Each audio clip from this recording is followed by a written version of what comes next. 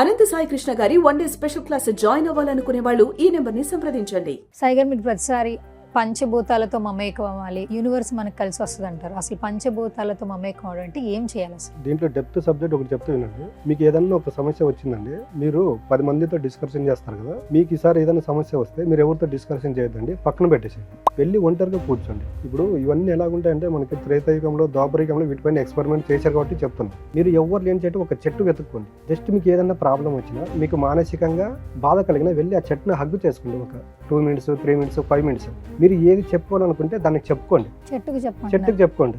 పెద్దలు అంటుంటారు, నీ బాధలు ఎన్నెన్ని ఉంటే పోయి చెట్టుకు పుట్టుకు చెప్పుకోరా తగ్గుతాయంటారు. మరి వాళ్ళు ఏమైనా రీసెర్చ్ చేశారండి? లేదు.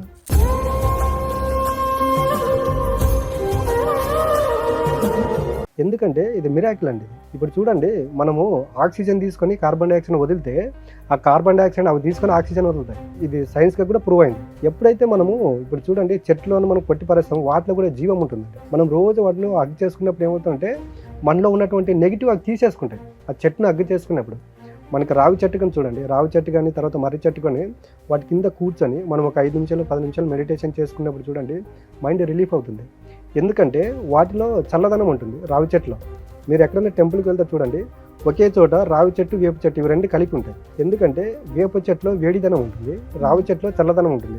ఇవి 2 చెట్లు అక్కడ కలిసినప్పుడు ఒక ఆరా క్రియేషన్ అవుతుంది అక్కడ. దానికే మీరు ఎప్పుడైనా టెంపుల్కి వెళ్తే ఆ చెట్ల చుట్టూ తిరుగుతూ ఉంటారు, వేప చెట్టు రావి చెట్టు చుట్టూ.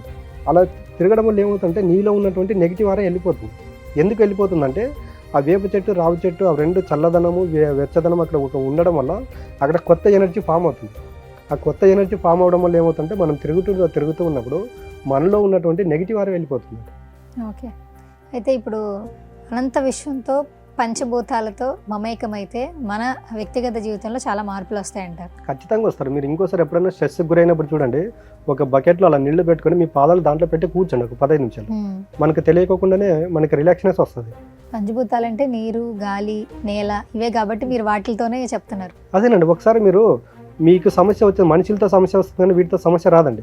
ఇవన్నీ ఎలాగంటే మనము ₹1 పెట్టుకోకుండా వీటి నుండి మనం రిజల్ట్ పొందొచ్చు. దానికి ఈసారి మీకు ఎవరికి సమస్యలు వచ్చినా కూడా వెళ్ళి మీరు మీ దగ్గర చెట్లు ఉన్నాయి అనుకోండి, జస్ట్ చెట్లను తూర్చి కూర్చోండి, చెట్లతో మాట్లాడండి. అవి మాట్లాడుతండి, చాలా మందికి తెలియదు. ఇవన్నీ ఎలాగంటే నేను చెబితే ఏదో కొట్టేస్తారండి. ఒక 41 రోజులు మనము పంచభూతాల దీక్ష అని పెట్టాం కదా, ఒకసారి మీరు డైలీ ఒక 10 నిమిషాలు మీరు వీటికి కేటాయించండి. భూమికి, నీటికి, తర్వాత అగ్నికి, వాయువుకి, ఆకాశానికి కేటాయించండి. టైం కేటాయించినప్పుడు చూడండి ఆటోమేటిక్గా మనము రోజు మనకి ఎక్కడికన్నీ కనిపిస్తుంటాయి, వాటిని చూసేలోపు మనలో ఒక ఫీలింగ్ అనేది వస్తుందండి. అంటే ప్రేమతత్వం వస్తుంది. అప్పుడు ఏమవుతుందంటే మనకు తెలియకుండానే వాటి కనెక్ట్ అయినప్పుడు ఏమవుతుందంటే మనకు తెలియకుండానే వాటి యొక్క క్యారెక్టర్ మనకు వస్తుంది. భూతత్వం అంటే ఓర్పు, సహనము. నేను దానికే చెప్తున్నా, ప్రతిసారి నేను వీక్లీ వన్స్ చెప్పులు లేకుండా ఉంటాను. ప్రతి సోమవారం చెప్పులు లేకుండా ఉండడం ఒకటి, ఉపవాసం ఒకటి. ఎందుకంటే ఇప్పుడు పంచభూతాలు లేకపోతే మనం లేవండి. దానికే ప్రతి వారానికి ఒకసారి భూమాతకు కృతజ్ఞత భావంతో ఇలా చేయడం వల్ల ఏమవుతుందంటే భూతత్వం మనకు వస్తుందండి. తర్వాత నీటి తత్వం కూడా ఎలాగ ఉంటుందంటే అవి ఎక్కడో పుట్టి అవి ఎక్కడికన్నా వెళ్తాయండి, వాటికి హద్దు అదపు అనేది ఉండదు. ఈ నీటి తత్వం ఎప్పుడైతే మనం ఓన్ చేసుకుంటామో మనకు అన్ని కలిసి వస్తుంటాయండి. మనకి ఎవరన్నా కూడా ఎదురు వచ్చినప్పుడు ఏమవుతుందంటే ఈ యూనివర్స్ అనేది మనకి వేరే దారి చూపిస్తుంది. తర్వాత వాయువు అండి. వాయువు చూడండి కంటికి కనిపించదు, బట్ మనం బతకడానికి గాలి అవసరం.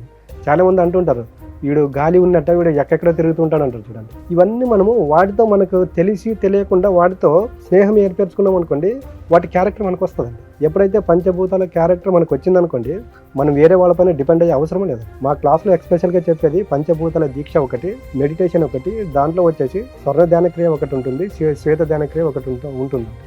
సాయి గారు, ఆన్లైన్ క్లాసెస్ అలాగే ఆఫ్లైన్ క్లాసెస్ గురించి చెప్తూ ఉంటారు. సో ఒకసారి ఆఫ్లైన్ క్లాసెస్ డీటెయిల్స్ తెలియచేయండి. ఆఫ్లైన్ క్లాస్ అనేది మనకి February 8 ఉంటుంది. మార్నింగ్ 9:30 to ఈవినింగ్ 4:35 వరకు ఉంటుంది. ఆన్లైన్ క్లాసెస్ ఎట్లా? ఆన్లైన్ క్లాస్ అనేది ఎవ్రీ సండే ఉంటుంది, మార్నింగ్ కానీ ఈవినింగ్ కానీ ఉంటుంది. ఓకే, సో ఇప్పుడు కొంతమంది ఏంటంటే ఫోన్స్లోనే వాళ్ళ పర్సనల్ డీటెయిల్స్ తెలియచేయాలి, స్పిరిచువల్ జర్నీ స్టార్ట్ చేయాలి అనుకుంటే వాళ్ళ సమస్యలు చెప్పుకుని మీతో మాట్లాడడం జరుగుతుంది కదా, అలా పర్సనల్గా ఇంటరాక్ట్ అవ్వాలంటే మిమ్మల్ని కలవడం ఎట్లా? పర్సనల్గా అంటే ఇప్పుడు స్క్రోలింగ్ పైన మా కాంటాక్ట్ నెంబర్ స్లో అవుతుంటాయండి. ప్రాబ్లమ్స్ చాలా మందికి ఉంటాయండి. కొంతమంది ఓపెన్గా క్లాసుల్లో అడగలేరు కాబట్టి అలాంటి వాళ్ళు పర్సనల్గా వచ్చేసి దానికి ఏ ప్రాబ్లం అయితే ఉంటే దానికి తగిన సొల్యూషన్ తీసుకోవచ్చు. Okay, done.